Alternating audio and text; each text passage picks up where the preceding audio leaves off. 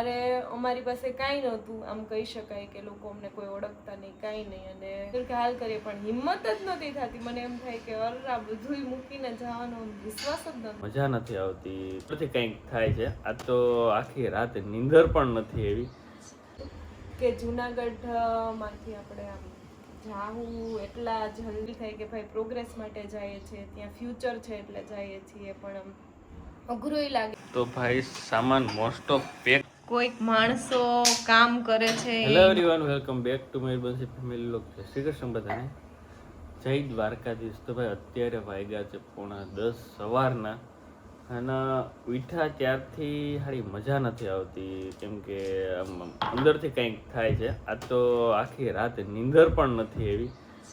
એનું શું કારણ છે એ આપણે બધાના, જો કે મારા ફેસ ઉપરથી એ તમને ખબર પડી જાય. અને અમુક માણસો તો હાવ એટલે હાવ આમ મૂળ વિનાના થઈ ગયા. હારું ખબર નથી પડતી કે જાવું કે નથી જાવું, એવા ડિસિઝન તો લેવાઈ ગયા. પણ શું કહેવાય, જે થતું હોય સારા માટે થતું હોય એવું લાગે છે. અને કેમ કે મહેનત કરતા હોય તો 2 વર્ષ ગમે ત્યાં ભોગ પણ દેવો પડે. તો મળીએ બંસીને, અને એ તો આમ સુમસાન બેઠી છે, અને કોઈને મજા નથી આવતી. કાલે સાંજે બધા જમવા બેઠા ને તો એ બધા કે મજા નથી આવતી, મજા નથી આવતી. એટલે સાંજે તો કોઈના મૂડ જ નહોતા, એટલે જો કે વિડીયો ઉતારીએ. અને અત્યારે બંસીને મળીએ. હાય બંસી, કેમ છે? બસ જો આમ મજામાં નામ નહીં. હા, આમ મજામાં નામ નહીં. તો હું કે કેટલો સામાન ભરાણો છે તમારો, કેટલો સામાન બાકી છે? લિમિટ જ નથી હા, સામાનની તો ઠીક, પણ શું કહેવાય કે આમ વિશ્વાસ જ નથી આવતો કે આપણે અહીં જુનાગઢમાંથી, આમ મતલબ કોઈ દી વિચાર્યું જ નહોતું કે જુનાગઢમાંથી આપણે આમ જાવું એટલા જલ્દી. એવું તો વિચાર્યું હતું કે ભાઈ થોડાક ટાઈમમાં શિફ્ટ થાવું, કે ભાઈ મયુરને નજીક પડે અને એવું કંઈ. પણ અમે કેશોદ શોરૂમ કરશું, શોરૂમ આટલો સારો ચાલશે, અને પછી એવું જ વિચારશું કે ભાઈ ત્યાં જ શિફ્ટ થઈ જાય તો રોજના ધક્કા બચે, મયુરને બામણવાડાથી નજીક થઈ જાય. તો ત્યારે તો બધું આમ એવું લાગ્યું કે નહીં કરીએ. પણ હવે જ્યારે કરવાનું આવે ને તો આમ વિશ્વાસ નથી આવતો કે આપણે જે ઘરમાં 5 વર્ષથી રહેતા હોય, 6 વર્ષથી આપણું ઘર હોય પોતાનું, અને એને મૂકીને જવાનું હોય. કે જ્યારે આવ્યા ત્યારે કેવું ગોઠવતા હતા બધું, અને અત્યારે બધું ભરીએ તો આમ કંઈક અજીબ લાગે. થોડીક વાર આમ સારું ફીલ થાય કે ભાઈ પ્રોગ્રેસ માટે જઈએ છીએ, ત્યાં ફ્યુચર છે એટલે જઈએ છીએ, પણ આમ અઘરું લાગે કે કેટલી બધી યાદો હોય આ ઘરની યારે જોડાયેલી. કારણ કે હું ને મયુર અમે અહીંયા આવ્યા ત્યારે અમારી પાસે કાંઈ નહોતું, આમ કહી શકાય કે લોકો અમને કોઈ ઓળખતા નહીં, કાંઈ નહીં. અને 5 વર્ષમાં આ ઘરે જુનાગઢે અમને કેટલું બધું આપ્યું, એમ કે ભાઈ અમે લોકો 100% એટલા ફેમસ થયા, આટલા લોકો અમને ઓળખે છે. બેયનો બિઝનેસ સેટ થઈ ગયો, મારો સેટ થઈ ગયો, મયુરનો. અમે બે જોબ કરતા, એ પણ પ્રાઇવેટ જોબ કરતા, કે ભાઈ એવું ગવર્મેન્ટ આવે તો અલગ વસ્તુ છે, બાકી પ્રાઇવેટ જોબમાં કોઈ ફ્યુચર જુનાગઢમાં નથી, બહાર તો છે. એટલે બહુ ટેન્શન થતું. પણ શું કહેવાય કે દ્વારકાધીશની કૃપાને દયા હોય કે તમે ક્યારેય કોઈનું ખરાબ નથી કર્યું, તો તમારી સાથે જે થતું હોય એ સારા માટે થતું હોય, અને એનું પરિણામ પણ હંમેશા સારું જ આવે. તો એવું સરસ પરિણામ અમને મળ્યું, એટલું સારું કે ભાઈ જે શું કહેવાય કે કદાચ અમે જોબ કરતા હોઈએ તો આપણે 10 વર્ષમાં ન અચીવ કરી શકીએ, એવું અમે 1 મંથની અંદર અચીવ કરી લીધું. એટલે પછી એવું વિચાર્યું કે ભાઈ ચલો આપણે ફાઇનલી ત્યાં જ શિફ્ટ થઈ જઈએ કેશોદ, કે મારે નજીક પડે અને ત્યાંથી આપણે ઘર નજીક હોય તો એટલે ત્યાં કેવું ઘર છે, શું છે, બધુંય હવે થોડાક ટાઈમમાં તમને જોવા મળશે. પણ બહુ અઘરું છે અમારા માટે જુનાગઢ, કારણ કે મને ને મયુરને સ્પેશિયલી એવું ફીલ થતું ને કે અમે આમ ગમે ત્યાંથી આવતા હોય, બામણવાડાથી આવતા હોય, લોધથી આવતા હોય, કે ક્યાંય ગયા હોય તો જુનાગઢમાં આવીએ ને તો એમ થાય કે શ્વાસ લીધો. કારણ કે જુનાગઢ સિટી જેવું છે, અહીંયા બધુંય છે.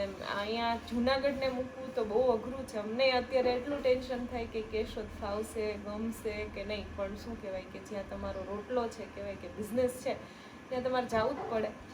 તો શું કહેવાય કે હું તો સવારની હજી આ 2 દિવસથી આ લોકો સામાન બધું વંદુને એ લોકો હરખું કરતા હતા. વંદુએ એટલી બધી હેલ્પ કરી, આ બધુંય કરી રાખ્યું હતું. અમે આવ્યા તો બધું બહાર કાઢી રાખ્યું. પણ આને આગલા દિવસે મયુર કે હાલ કરીએ, પણ હિંમત જ નહોતી થતી. મને એમ થાય કે અરે આ બધુંય મૂકીને જવાનો વિશ્વાસ જ નથી આવતો. પણ કરવું તો પડશે જ, એટલે ફટાફટ કરીએ હવે. અને મજા તો નથી આવતી, કારણ કે અહીંયા મેં કીધું એમ કે એટલી યાદો છે આ ઘર આરે. મેં કીધું એમ ખરાબ હોય, અમુક વસ્તુ સારી હોય, પણ આ ઘરે અમને એટલા બધા આગળ વધાર્યા ને એટલે 100% ઈ તો છે જ. કારણ કે હું ને અત્યારે મયુર વિચારો કે આપણે અહીંયા આવ્યા ત્યારે આપણે કાંઈ નહોતા એમ, ખાલી 15,000 રૂપિયા પગાર હતો. મયુરનો. અને મારે થોડું કોરોના હતું એટલે જોબનું કાંઈ એવું નહોતું, પણ ફાઇનાન્શિયલી ફેમિલી અમારું વેલ સેટ, પણ અમારે બેયને જે બનવું હતું ને કરવું હતું ને એ અમારી પાસે નહોતું, પણ એ અમે કરી બતાવ્યું ફાઇનલી. તો એ પણ એક સારી વાત છે, પણ હંમેશા ઓલું કહે ને કંઈક મેળવવા માટે કંઈક ગુમાવવું પડે. 100%. તો ત્યાં કંઈક મેળવવું છે તો અહીંયા આ બધું મૂકીને જવું પડે થોડો ટાઈમ માટે. જુનાગઢને મૂકવું એટલે બહુ અઘરી વાત છે અમારા બધા માટે. પણ અમે અઠવાડિયામાં એકવાર ચોક્કસથી જુનાગઢમાં આટો મારવા. અત્યારે એવું કહીએ, અત્યારે અમે એવું કે આપણે આવશું કે શનિ રવિમાં જુનાગઢ આવશું, પણ એ બધી વાતો થાય પછી આવું અઘરું થઈ જાય. પણ કંઈ વાંધો નહીં, જોઈએ હવે. હજી શું કહેવાય કે દ્વારકાધીશની કૃપાને ત્યાં ફ્યુચર ક્યાં છે શું છે આપણે ધારીએ એવું કંઈ થતું જ નથી, તો મને વિશ્વાસ આવી ગયો. એ તો છે. પણ આ બધું ભરવું ને એ બહુ અઘરી વાત છે. ભરાય તો જાય પણ ઉકલવું તો જોઈએ ને. ઉકલતું નથી. મેં ટાલ કરે થોડીક વાર રહીને વિશ્વાસ નથી આવતો. જ્યારે ગોઠવતા હતા ત્યારે એટલો હરખ હતો, પાછું બધું લઈએ ત્યારે અઘરું લાગે. આજે સાંજે જ, આજે હવે 12 કલાક જ છે આ મકાનમાં. વિશ્વાસ નથી આવતો. મયુર મેં કીધું આપણે આજે અહીંયા સૂઈએ, હવે તો આપણે પાછા ક્યારે આવી રીતના અહીંયા આવશું કે શું કરશું કાંઈક. અઘરું છે બધું ને, પણ જે થતું હોય સારા માટે થતું હોય 100%. તો ભાઈ સામાન મોસ્ટ ઓફ પેક થઈ ગયો છે બધો. હવે ખાલી એક અમારો રૂમ બાકી છે. રસોડાનો સામાન પણ નીકળી ગયો છે આખોય, અને આ સામાને પણ વંદુએ આખોય કમ્પ્લીટ કરી રાખ્યો. હોય તો બતાવવા પડે ને. હાવ તો પછી હોય તો ફેક બતાવવું પડે ને. તો ભાઈ સામાન થોડો ઘણો ભરાણો પેક થઈ ગયો રસોડાનો, ને આ લોકોને હું બાંધવા લાગુ કે નહીં બનશે. કેટલી હેલ્પ કરું એમ ને. તો હીરવા શું કે એક્ઝામ એમ, તો હવે એવું છે બહાર જાવ કોના હારે? ઓહો એવું છે. શું થતું તું સ્કૂલે?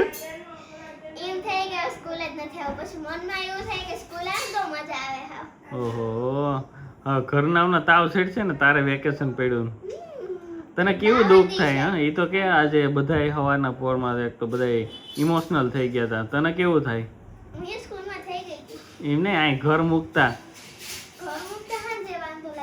હા શું થાય? રડું આવી જાય? હા, આમ જુનાગઢ મૂકતા મન થાય કે નથી થતું?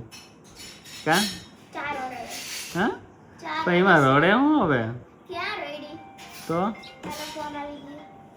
તો ભાઈ આજે તો મારો હરખ એક બાજુ હમાતો નથી, કારણ કે પહેલી વાર કોઈક માણસો કામ કરે છે એ મારાથી જોવાતું નથી કે આ માણસો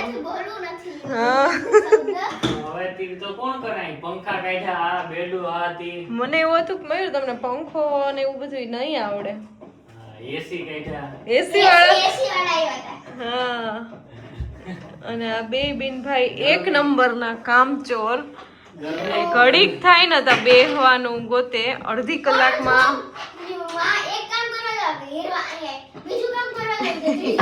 નાના ને એવું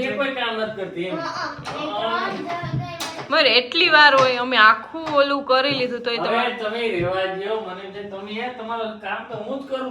હા, ઘણાય માણસોના તો ઓલા મૂવર્સ ને ઈ હોય એને કહેવાનું હતું, પણ મેળ નો આવ્યો. બાકી તો બાકી તો ઘણા માણસો હાથે અડાડે એમ છે નહીં, એટલા કામચોર છે આ બે. અને સૌથી વધારે કામ વંદુબેન નું સરાહનીય કામ છે. વંદુ એટલું કામ કર્યું, અને પાર્ટી તને જ મળશે વંદુ. આ બેને કાંઈ કામ કર્યું નથી, કાંઈ.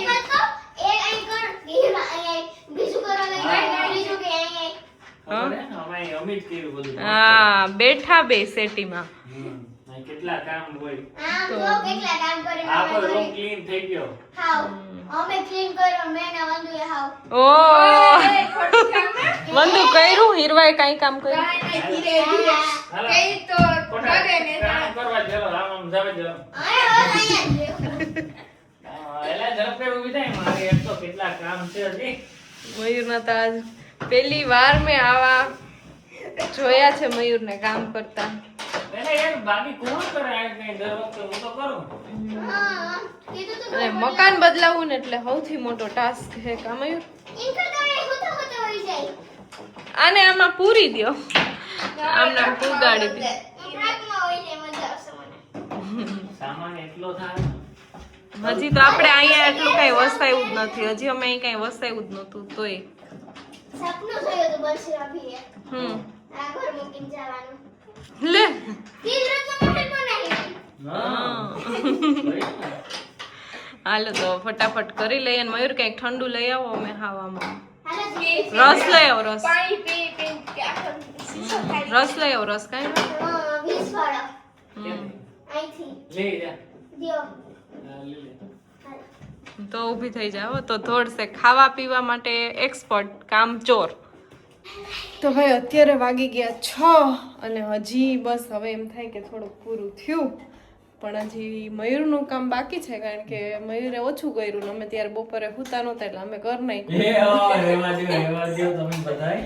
સૌથી સૌથી અમે પરસેવો રેપ જેપ થઈ ગયા. આમ જો હું ઉપરથી નીચે ખાટથી એમ આ ના. ખરાબ થઈ ગયા આખા કપડાં. કપડા ઈવા નથી આવન આ વે નથી આ જો તો જો અમારે પણ કપડા તો છો ઇલેક્ટ્રિક વાળો કારીગર આવ્યો જો ને મારા પાના મારા પકડું આમાં ક્યાંય કઈ રહી નત. હમણાં કે હીરવા ઓલું લઈ આવતો હતું અહીં ખીચામાં નહીં કે ગોતાયો કઈ કારીગર બન્યા હોય ને ના હોય પણ મયુર મને આજે આમ પ્રાઉડ થાય કે તમને આવડે. મને એમ હતું કે તમને આવડે. મેં મારી લાઈફમાં 29 વર્ષમાં ટૂંકમાં પહેલી વાર પંખો કાઢ્યો પહેલી વાર. બાકી મને મારા પપ્પા અને કાકા કોઈ દી એમ નો કહે કે ઓલો પંખો ઉતારી દે. મારા એને પપ્પા ખબર જ છે કે આ ભાઈ કઈ કરે જ નથી.